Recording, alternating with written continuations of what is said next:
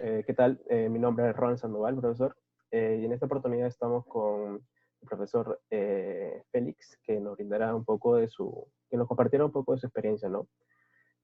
Profesor, ¿podría presentarse, por favor? Sí, bueno, Félix efectivamente es mi primer nombre, pero en realidad me conoce más como Alberto García. Sí, soy profesor de varios cursos, ¿no? De operaciones internacionales, de innovación en la cadena de suministro y de transporte global, ¿no? Excelente, Ahí es donde profesor. estamos. Sí, ¿en qué te puedo Cuéntenos, ayudar? cuéntenos un poco de su experiencia, profesor, en su experiencia laboral en el rubro que se desempeña actualmente. A ver, bueno, yo tengo experiencia de más de 20 años en empresas de consumo masivo. He estado algo de 23 años en Cervecería Bacus, que es una empresa industrial de consumo masivo, digo, como te decía, del rubro de alimentos y bebidas. O sea, Excelente. Baco, como todo el mundo conoce, produce principalmente cervezas, pero también aguas y gaseosas, ¿no? O sea, los NABs que le llaman Non-Alcoholic Beverages. Ujú. Y después, bueno, estaba en empresas de eventos corporativos y luego volví al consumo masivo y he sido también gerente regional en fábrica de chocolate Ibérica, ¿no? También con presencia en todos los canales, ¿no? En Canal Moderno, en retail. También tenemos tiendas propias y, bueno, en lo que es chocolates, toffees y mazapanes, más de 200 SKUs manejábamos, ¿no? Wow. Yo estoy a cargo de toda la operación Lima. Genial, profesor. Bueno, con todo lo que usted me está comentando, se puede intuir de que usted ha visto muy de cerca, ¿no? Las exportaciones e importaciones, ¿no? Y ha tenido bastante experiencia con eso, ¿no? Y más o menos nos Sí, puede contar un poco de cómo eran esas experiencias, qué tipo de experiencia habrá tenido, buenas, yo en malas. Bacus durante de los veintitantos años que estuve, menos ocho o más, he visto exportaciones de cerveza a todo el mundo, principalmente a Estados Unidos es el principal mercado. Y en realidad el mercado de cervezas y en general de todos los productos peruanos es donde hay colonias peruanas, ¿no? Ujú. Es decir, también exportábamos a Chile vía terrestre desde Arequipa, eh, a Estados Unidos, como te decía, a muchas ciudades, ¿no? Tanto a Florida, al puerto de Port Everglades para Miami, Ujú. más hacia el norte a los puertos de Charleston, New York. Ahí pues en Nueva York, en New Jersey, hay una gran colonia peruana en Patterson, pues grandes consumidores de cervezas peruanas y en general de muchos productos peruanos. De hecho, los que nos compraban no solo importaban cerveza de Perú, sino un montón de alimentos de Perú.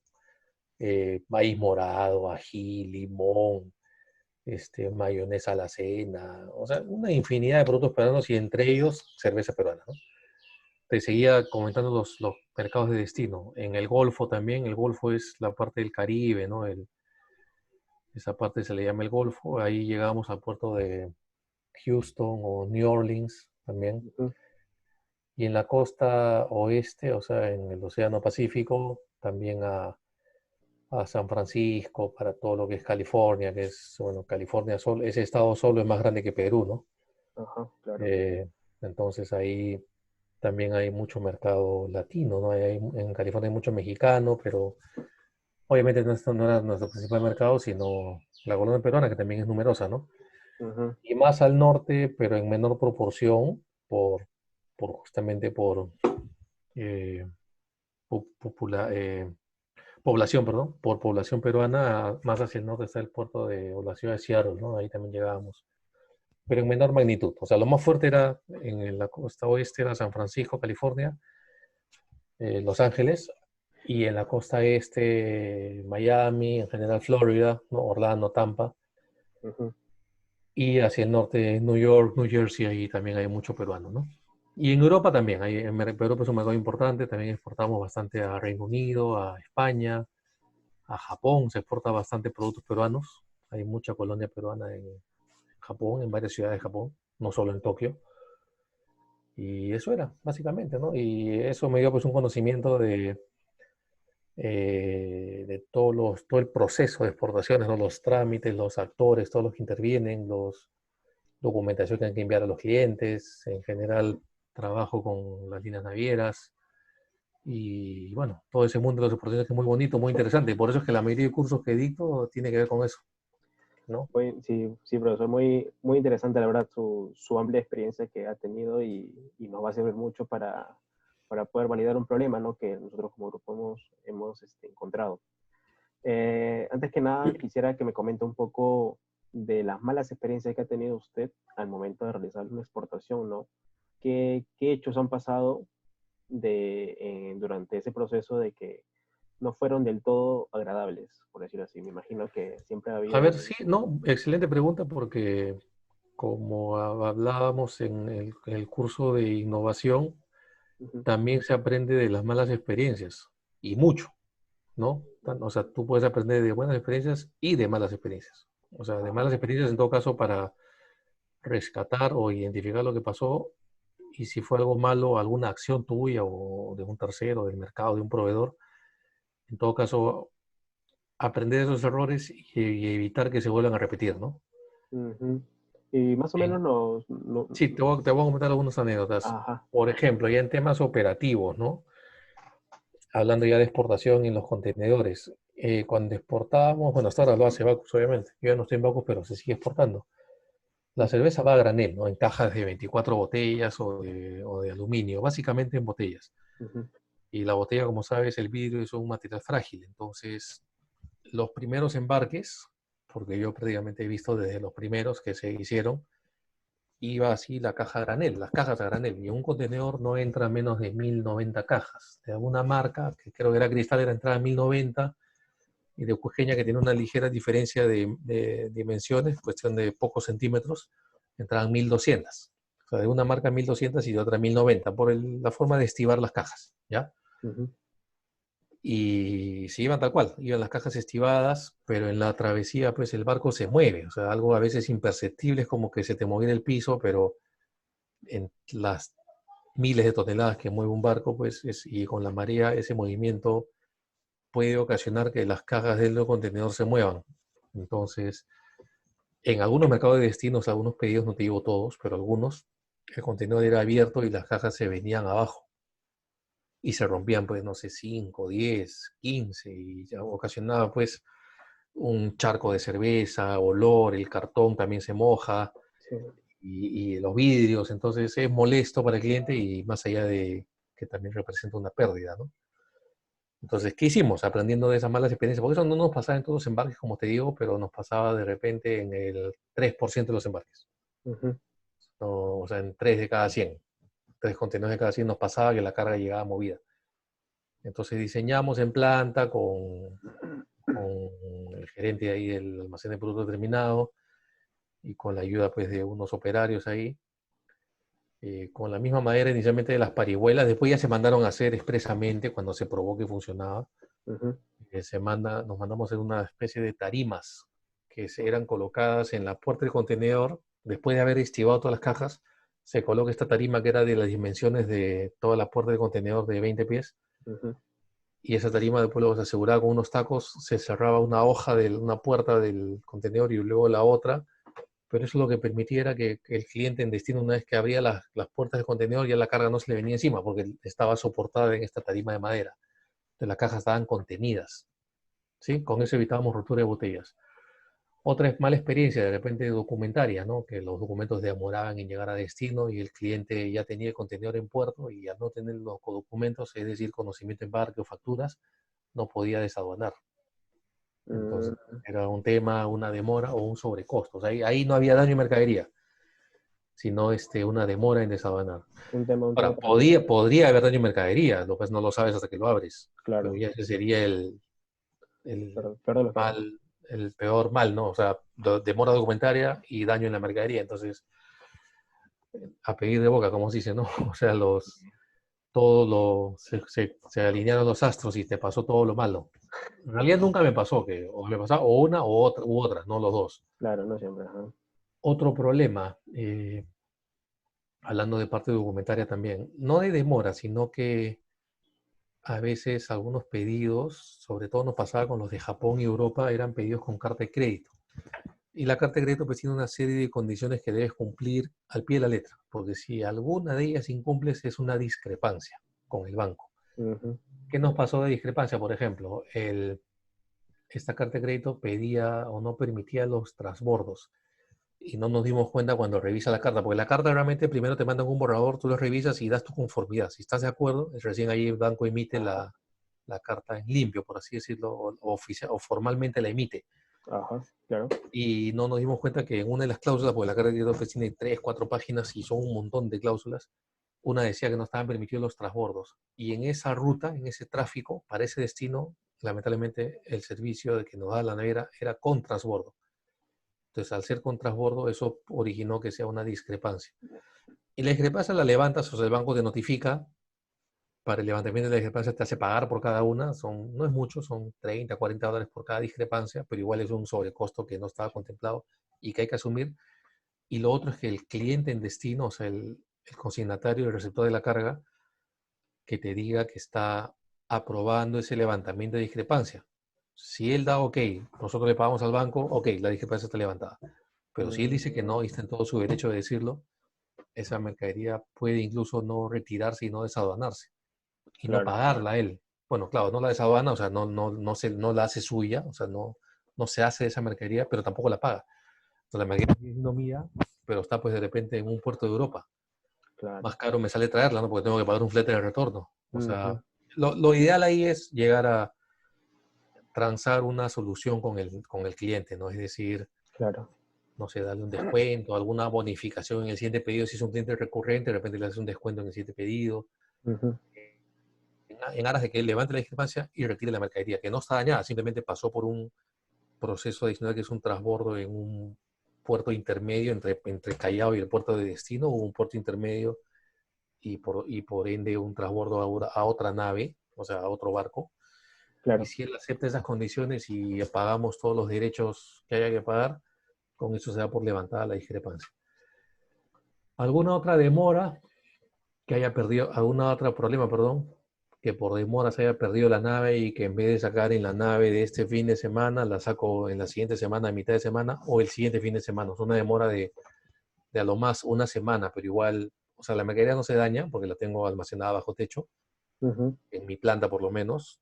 En el puerto sí el contenedor está al sol y la idea es que esté el menos tiempo posible al sol. O sea, no está al sol directo, sino el sol le cae al contenedor, pero dentro del contenedor se generan altas temperaturas y la cerveza es un bien perecible. O sea, puede aguantar 40, 50 grados sin problema, pero de alguna manera le va contra su vida útil, ¿no? La cerveza dura un año en condiciones ideales, pero la va avejentando, por así decirlo, ¿no? O sea, no es el claro. ideal que esté bajo el sol mucho tiempo. Ajá.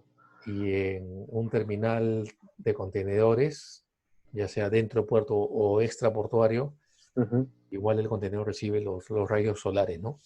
claro. Entonces, no he tenido un problema de calidad en ese sentido, o sea, si el producto ha llegado mal logrado, eso nunca ha pasado, Ujú, pero nosotros somos muy conscientes y muy respetuosos de los parámetros de calidad y evitamos de que la cerveza esté sobreexpuesta, ¿no? claro. Muy, Para que llegue pues en las mejores condiciones. Dime, ¿me querías preguntar algo? sí, muy, muy interesante, la verdad, toda la experiencia, ¿no? Que he vivido en Bacus y bueno, haciendo hincapié en el momento en el que usted me comentó de las parihuelas, que tuvo que a buscar, o bueno, con otros operarios, ¿no? Adaptar para buscar otro tipo. Primero con operarios para encontrar una solución y luego ya con el proveedor de parihuelas ya para mandarlas a fabricar. O sea, no, Ah, ojo, no hacíamos necesariamente las tarimas con desecho de parihuelas, ¿no? Porque la parihuela, como en alguna clase lo vimos, creo también, ajá, todo lo que es embalaje de madera, llámese parihuelas o tarima o marcos de madera que usábamos encima de los pallets, ya, todo donde cualquier componente, llámese parihuelas, tarimas o lo que fuera, donde utilices madera y que va dentro del contenedor, ujú, eso está reglamentado a nivel internacional. O sea, esa madera tiene que ser fumigada o tratada, tiene que tener un tratamiento térmico con calor o tratamiento químico con bromuro de metilo, que son unas pastillas que emiten unos gases y lo que hace eso es fumigar la madera para evitar la transmisión de plagas. Lo que no se mm, quiere, o sea, la claro, cerveza puede estar muy bien sanitizada, ¿no? En cajas de cartón, muy inocuo todo, pero la plaga puede ir en la madera, o sea, alguna larva alguna plaga que contamine pues, madera en el mercado de destino. Entonces, lo que se evita con estas fumigaciones es que haya esa transmisión de plagas. Y en tu experiencia que me comentabas antes de grabar la sesión de agroindustria, digamos, Ujú. eh, hablamos de fertilizantes, ¿no? Antes de grabar la sesión, entonces eso también se cuida mucho, ¿no? Por ejemplo, la exportación de perecibles, ¿no? Que haya fumigaciones, por ejemplo, para la mosca de la fruta, ¿no? Que Ujú, no se exacto. propague y tiene que ir con todos los permisos, ¿no? De SENASA, de la Autoridad de Agricultura, para que no haya transmisión de plagas entre países, ¿no? Ujú. Eso sería lamentable que por un embarque mal o no habiendo tomado las previsiones, que se contaminen, pues, eh, hay embarques, por ejemplo, que entran en cuarentena, ¿no? Haciendo el paralelo con lo que estamos pasando ahorita con el virus. Ujú. La idea de la cuarentena justamente es que los parásitos o los virus en este tiempo de cuarentena mueran y no se propaguen, ¿no? Que no haya una difusión de la plaga, ¿no? Sí, profesor. Eso es lo que se busca. Claro, y por ejemplo, haciendo, por ejemplo, en el tema de los operarios, ¿usted tuvo alguna dificultad para encontrar a ese tipo de operarios bueno, buscó para hacer este tipo de parihuela, ¿no? ¿Tuvo alguna dificultad para encontrarlos? No, en realidad no, te comento. Los operarios separémoslos de dos tipos. Operarios de planta, que son los que trabajan en la empresa, Ajá. y son operarios a tiempo completo en los tres turnos. Hay turnos en una planta productiva, por lo menos en Bacus hay, y en el almacén también, no solo en producción, sino en el almacén de producto terminado por ahí en el despacho. Hay turnos de 7 a 3 de la tarde, 7 de la mañana, de 3 a 11 de la noche y de 11 a 7. Entonces, permanentemente hay personal, y es personal de la Ah, ya. empresa. Es personal de la Entonces, empresa. Ujú. y ese personal básicamente no está dedicado solo al transporte de exportaciones, porque no es que se exporte las 24 horas. Ujú. El personal básicamente está abocado al despacho de producto para el mercado doméstico, o sea, mercado local y Mm. nacional, o Ah, sea, en ya, Lima ya. y provincias, a las distintas plantas. Y las exportaciones realmente en Bacus representa menos del 1% del volumen total de cerveza que se mueve. O sea, el mercado Ujú. doméstico es el principal consumidor, el mercado de exportación es como te digo, no consume ni el 1%. Entonces, para estos operarios de planta, el despacho de este pedido de exportación no le representaba nada, o sea, era en cuanto a volumen me refiero, no menos del uno por Claro, ciento. claro, En ajá. cuanto a tiempo, sí, de repente le podría representar un poco más el cargar, el elaborar estas parihuelas o Y, preparar esta carga le ajá, representaba más tiempo. Y ajá. el que fabricaba eran operarios del proveedor. Ah, ya, ya. El, Ujú. el quien fabrica las parihuelas era un proveedor, un carpintero, por así decirlo, un proveedor de parihuelas de madera. Y por ejemplo, para encontrar a ese proveedor, tuvo, ¿cómo se manejó? ¿Cómo fue que encontró a ese proveedor ideal? Era un proveedor que teníamos de parihuelas, que también fabricaba parihuelas para el mercado local, Ujú. porque la cerveza, el transporte también se da en parihuelas. Claro. Entonces simplemente él se diversificó y lo que hizo fue fabricar parihuelas de exportación, que tienen otras medidas y otras características, incluso de menor calidad de fabricación, porque son parihuelas de alguna manera descartables, porque Ujú. se one way, o sea, se van con el contenedor y no regresan. Ujú. Pueden estar en buen estado, pero no saldría más caro traerlas de vuelta. El core de este proveedor era hacer parihuelas de reutilizables, o sea, que se van en los camiones a las distribuidoras y esas parihuelas sí retornan a planta y tienen, por lo menos dan 10 vueltas antes de entrar a la reparación, o de entrar a la reparación y siguen siendo utilizadas. Mm. Entonces, tienen varias vueltas de uso, ¿no? Las de exportación son, como te digo, un solo uso. Ah, ya, ya. O sea, One más o way, o menos sea, como que le daba, de todas maneras, les ahorraba costo, ¿no? A la empresa en ese sentido, sí, porque claro. se volvían a utilizar y todo eso, ¿no? En- Pero esas no son de exportación, ojo, esas parihuelas son para el mercado local. ajá. Claro, la idea de darle vueltas es justamente es ahorrar costos y no que en cada viaje tengas que usar parihuelas nuevas, porque no Ajá. son baratas. Cada parihuela no te baja de las descartables que te digo, no te baja de 60 soles. Y Claro. las que se Ujú. dan vueltas por ser más resistentes y justamente tienen la posibilidad de darle más vueltas, cuestan más, cuestan 100, 120 soles cada una, pero le das pues varias vueltas. Ahí ya el costo unitario se diluye, ¿no? Entre todo el uso que le das. Y por ejemplo, bueno, entiendo de que al encontrar este proveedor, ya más o menos por detrás ha habido como que una trayectoria trabajando con él, ¿no? O sea, ya había una Había confianza. una trayectoria, o sea, ya nos proveía parihuelas, como te decía, de uso, para uso doméstico. Había un contrato con él. Él tiene sus operarios, respondiendo a tu pregunta de los operarios de hace un rato. Ujú. Y con él pues ya hay una trayectoria de tiempo y ya hay una negociación de precios de por medio, se han negociado precios y el contrato asegura pues un mínimo de parihuelas que él debe abastecer mensualmente, ¿no? Por ejemplo, a ver, yo le hago una pregunta.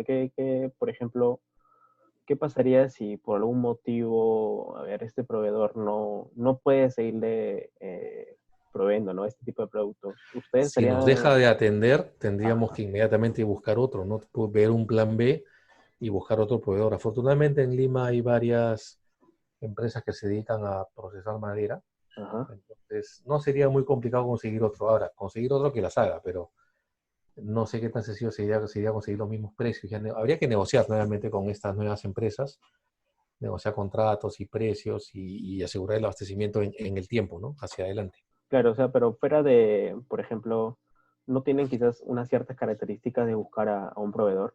¿O simplemente ustedes buscan y el mejor se queda? Más o menos En así. realidad sí hay un tema de catalogación y homologación de proveedores. O sea, no es que entra cualquiera. O sea, Ajá, se le visita también, lo visitamos en sus instalaciones, vemos, le pedimos también ciertos documentos de su empresa para ver, lo homologamos para ver ujú, que digamos que es un proveedor de calidad, ¿no? Que no sea cualquier proveedor pues, que no cumpla de repente con las normas, que no ujú. cumpla con normas laborales, que no sea pues una empresa que esté pues lavando dinero, o sea, por eso le pedimos hasta estados financieros, Claro, claro. para de alguna manera saber que es una empresa que tiene cierta trayectoria y que nos asegure también una continuidad en los procesos y en la atención gracias, de los pedidos, ¿no? Claro, y más o menos por ese lado iba el problema, ¿no? El problema en sí, bueno, lo que nosotros hemos identificado es que existe una dificultad a la hora de elegir a un buen socio logístico para las empresas de comercio exterior. En este caso, quisiera saber qué opinas sobre ello. ¿Existe una dificultad para elegir a un socio logístico basado en, como usted me dice, que hay características, lo homologan a diferentes proveedores? Pero quisiera saber su opinión respecto a ello. Sí, sí, sí, te entiendo la pregunta, pero no es que propiamente exista una dificultad. Lo que existe es una situación que tú debes saber resolver de la mejor forma.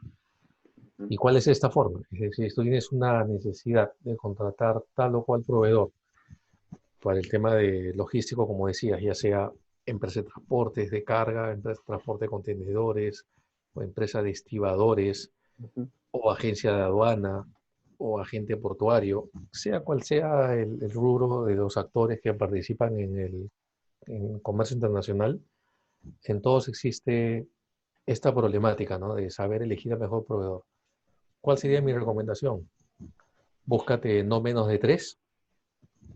Google ahora nos sirve para todo, o lo que antiguamente era la guía telefónica, o referencias también es conseguir proveedores a veces por buenas referencias es por networking, por decirlo de otra manera, o sea, por red de contactos, Ujú, ¿no? A veces una buena recomendación vale más que referencias que el mismo proveedor te pueda dar, porque obviamente un proveedor, cuando se presenta o cuando te viene una carta de presentación y te ofrece sus servicios, obviamente no va a hablar mal de sí mismo, sería ni loco que fuera, él te va a pintar pues el oro y el moro, te va a decir yo soy lo máximo, yo soy el mejor, pero te lo está diciendo él, que está siendo juez y parte. ujú, O sea, ujú. no es una opinión, es una opinión parcializada, mejor dicho. Lo mejor es que a veces una tercera persona te lo diga, o sea, un cliente suyo, algún amigo tuyo, alguna empresa amiga que te diga, mira, yo trabajo con este y no tengo ningún problema. Entonces mi recomendación es Claro. que cotices con ese Ujú, y por lo menos con dos o tres más. Y ujú. tengas pues un abanico de proveedores por rubro, ¿no? O sea, proveedores de transporte, proveedores de agencias de aduana, proveedores de servicios logísticos, proveedores de ¿cómo se llama? Agenciamiento portuario. Hay Ujú, varios, o sea, en el mercado hay un montón, no tienes idea. Yo pensé que agencias de aduanas eran pocas, yo trabajaba particularmente con Ransa, ujú. pero tengo entendido que hay cientos de agencias de aduanas, cientos, Sí. así te la pongo. Tengo un amigo que tiene agencia de aduanas y nunca he trabajado con él, pero sé que tiene su agencia chica, tiene algunos clientes y le va bien. Mira, a pesar que es un buen amigo mío, nunca trabajó con él. Trabajaba pues con empresas ya un poco más grandes, más constituidas, con mayor volumen de carga, ¿no? Como Ranza, como ya te dije. Te cuento Ujú, un ejemplo cercano, sin necesidad de llegar a haber hecho negocios internacionales, pero se acerca mucho y tranquilamente lo puedes hacer en negocios internacionales. Yo para tercerizar la operación logística de un almacén, ujú, coticé con 3 grandes empresas, con Ranza, con Jovel y con Dinet. Y ujú. los tres me ofrecieron todo el paquete integral, ¿no? Buenos costos, toda una gran trayectoria detrás de ellos. Y finalmente nos quedamos con, no con la más barata, sino con la segunda en precio, pero la que nos dio mayor confianza en la operación, para llevar a cabo la operación. Entonces, Ujú. volviendo a tu pregunta, la problemática de buscar proveedores, o sea, más que un problema, como digo, es una situación que debes tú saber resolver de la mejor forma. Es decir, tranquilo, no lo veas como un problema, velo como un reto y ante cuál o tal necesidad buscas proveedores que ofrezcan ese servicio y los cotizas e incluso los pones a prueba. O sea, digamos, después de haber hecho tu selección de proveedores, Ujú. te recomiendo visitar sus instalaciones para que conozcas, miras, con ojos bien abiertos cómo está su local, cómo ve su gente, Claro. el tema de... Evaluarlos, ¿no? todo entra por los ojos, ¿no? O sea, tú Claro. ves de repente sus unidades de transporte, si están limpias, su personal si está contento, si está uniformado. El tema Ujú. para mí, particularmente el tema de higiene personal es muy importante. Dice mucho, ¿no? De la empresa, de la persona, ¿no? Claro. Si tú ves, por ejemplo, sus instalaciones pues sucias, mal tenidas, ¿no? Ahí ves también qué grado de informalidad hay, ¿no? En la empresa. Sí, claro, por supuesto. Y Y por último, los pruebas con un pedido, con un embarque. Y si no te va bien, lo cambias. O sea, ujú, nadie te obliga a quedarte con ellos. No tienes que el primer día firmar un contrato por 10 años. O sea, lo contratas para un pedido. Y si no te da bien, claro, el problema es que una mala experiencia puedes tener por el otro lado el reclamo del cliente. Y una mala claro, experiencia, ese cliente te puede hacer que lo pierdas, ¿no? sí, claro. Y más o menos, y es muy importante, ¿no? Porque más o menos toda esta red se maneja por un sistema referido, ¿no? Por recomendaciones que, En ajá, parte, ¿no? en No, parte. eso no lo es todo. Sí es un buen componente, es importante conocer la opinión de clientes suyos, de conocidos tuyos, Ujú, pero no es lo principal, ¿no? Obviamente tienes que ver precios, calidad de servicio, qué nivel de servicio te da, o sea, en qué tiempo te responde, sus ujú, cotizaciones, y también es una buena opción es ver, conocer qué clientes tiene, ¿no? Si tú ves que sus clientes son grandes empresas, ya eso te dice mucho también, ¿no? Si grandes empresas lo contratan, por algo será, ¿no? Un poco es esa, sin entrar claro, mucho a detalle, por algo será. Obviamente tiene que ser una, una lista de clientes real, ¿no? Porque yo por querer vender mis servicios puedo agarrar Google y en mi carta de presentación pongo una lista de grandes empresas y realmente no lo son, no son clientes. ujú. De alguna manera habría que cruzar información y confirmar que realmente esas empresas son clientes de la empresa que te está ofreciendo sus servicios, ¿no? Y profesor, ¿alguna vez usted ha tenido quizás algún tipo de problema? Por ejemplo, usted me indica de que siempre evalúan a sus proveedores, siempre van a visitar, prefieren eso, ¿no? Pero ¿ha habido algún momento en la que quizás ha tenido un problema con algunos de ellos? Por ejemplo, no sé, alguna falta de ética de por medio, falta de transparencia, algo que quizás impida el buen desenvolvimiento, ¿no? Para llegar a cabo todo el proceso de la cadena logística. Ese es un riesgo latente, pero yo particularmente no he tenido un problema ético, por así decirlo, ¿no? Porque el problema ético puede ser incluso lindar hasta con lo delincuencial, ¿no? Creo que en alguna clase vimos el riesgo latente que siempre hay en el comercio internacional de que algunos de los actores de la cadena, sea el transportista, el agente, el inspector, hasta mis mismos empleados, Ujú, cualquiera te puede poner un paquetito no deseado dentro del contenedor, por contarle ganarse pues unos cuantos dólares, sí. y eso pues eventualmente puede llegar a destino sin que nadie se entere y tú tiene éxito su contrabando de lo que fuera, de alguna sustancia, ¿no? Por así decirlo. Y él puede tener éxito y ganar algo de dinero con esa transacción. El problema es que esto No se le puede gustó, controlar. la vio fácil, le gustó, Claro, ganó dinero fácil y se vuelve angurriento y va a querer hacerlo siempre. Eventualmente eso se va a detectar Ujú, Y esa persona o los involucrados, o incluso hasta los que no son responsables, porque al final hay un grado de responsabilidad en el exportador, claro. pues eso pues, puede conllevar a que él o los eh, participantes terminen en la cárcel, ¿no? Yo Ujú, afortunadamente no he tenido problemas en ese sentido, o sea, no te podría contar una experiencia porque no ha pasado, tendría que inventarme una situación, pero sí al ser nosotros miembros del BASC ujú, al haber tratado de certificar el BASC, ahí sí nos contaban pues experiencias, no te decían nombres, pero sí te decían o te enseñaban fotos, ¿no? De contrabandos, no solo de drogas, sino de materiales no declarados, ¿no? Porque el contrabando, ¿qué significa? Que tú estás exportando o importando algo que no estás declarando. ujú, No solo son drogas, es decir, si yo declaro que importo, no me creas, electrodomésticos y tengo la mala suerte que mi contenedor de importación pasa por Canal Rojo y un inspector de aduanas lo abre y cuando lo abre ve que no solo hay electrodomésticos, sino también hay de repente licor o cigarrillos, eso es contrabando. Entonces no solo estamos hablando de drogas, sino contrabando es toda aquella mercadería que no ha sido declarada en documentos.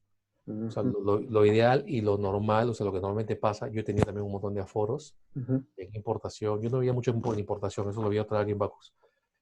Pero sí hemos tenido que en todas las importaciones que han tenido aforo, no pasa nada. El aforo simplemente se constató de que dentro del contenedor hay lo que figura en documentos. O sea, si estamos declarando que estamos importando, no sé, lúpulo o repuestos de máquina o pegamentos o cadena de tablillas o lo que fuera para la planta, ujú, cuando hay otro contenedor simplemente han confirmado que lo que hay dentro es lo que decía el documento. Entonces ese contenedor se vuelve a cerrar y lo claro. mandas a tu planta y lo descargas. O sea, no pasa nada. Es un aforo sin Ujú, novedad. Es un ujú, aforo que pasa sin novedad. O sea, no significa que en todo aforo vas a encontrar algo raro, claro. sino donde estamos. Estaríamos ante pues, ya con una contrabando institucionalizado, ¿no? Eso afortunadamente no pasa. El Mm, contrabando se da, pero en teoría en una mínima proporción. O sea, afortunadamente son pocos los que se animan a convertirse en delincuentes. Creo que no está muy generalizado, o al menos espero que no esté muy mm. generalizado, ¿no?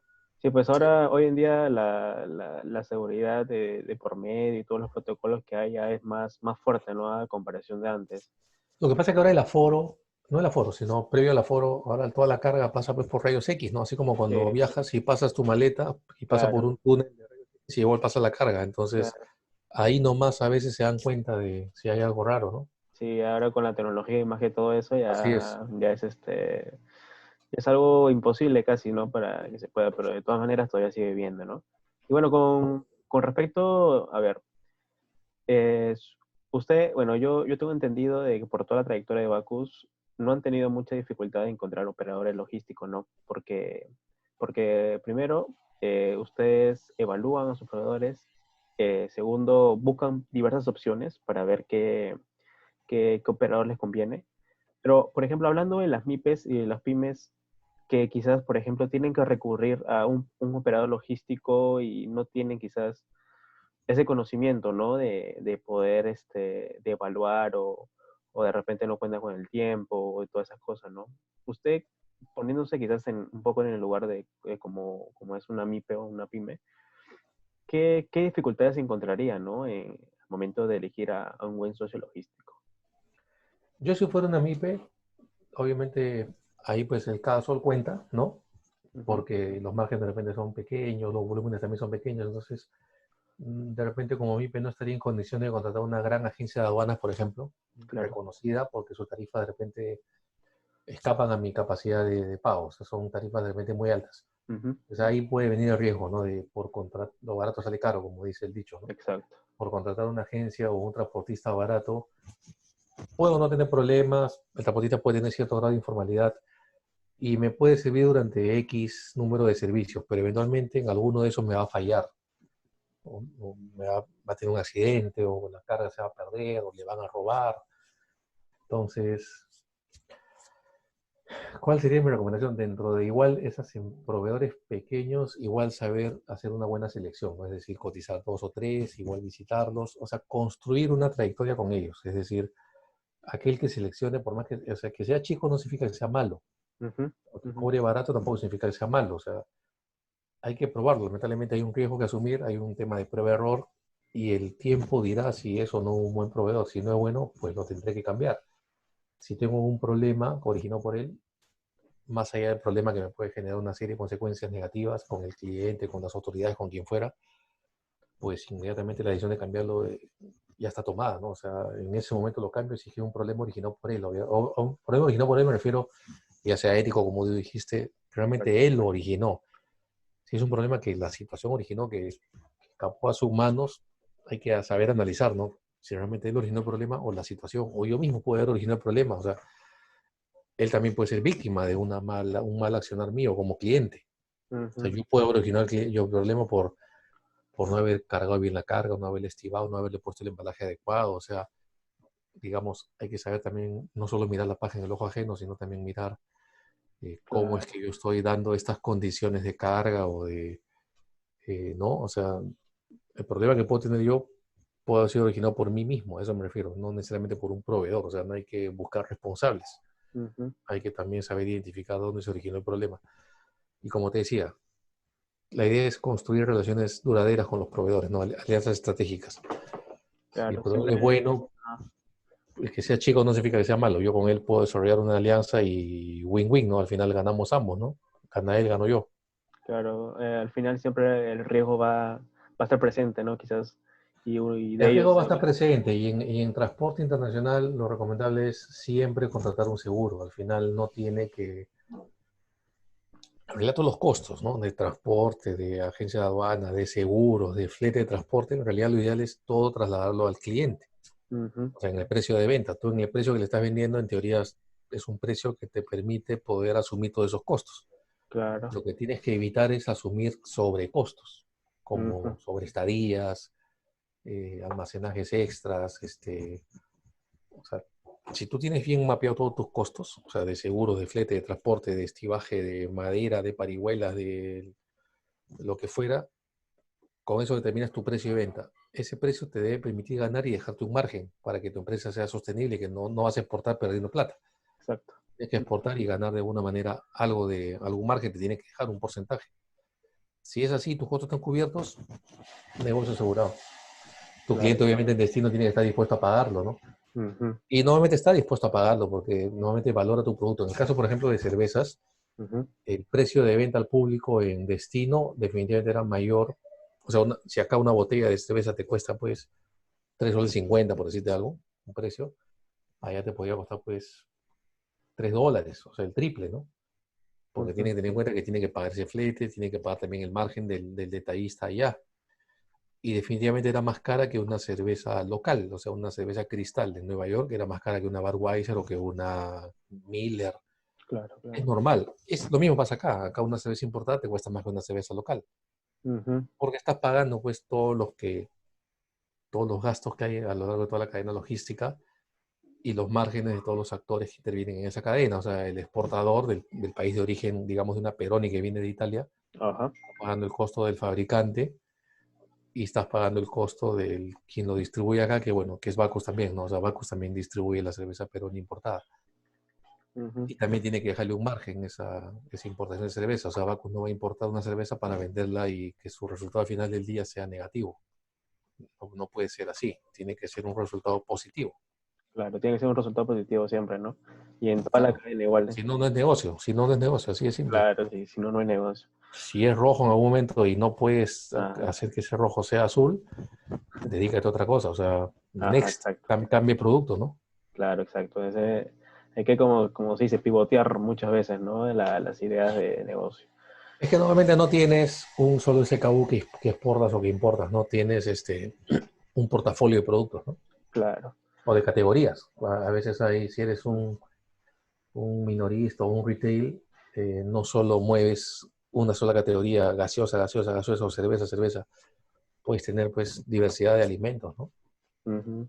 Muy bien, profesor. Muy, muy enriquecedora, la verdad, la entrevista.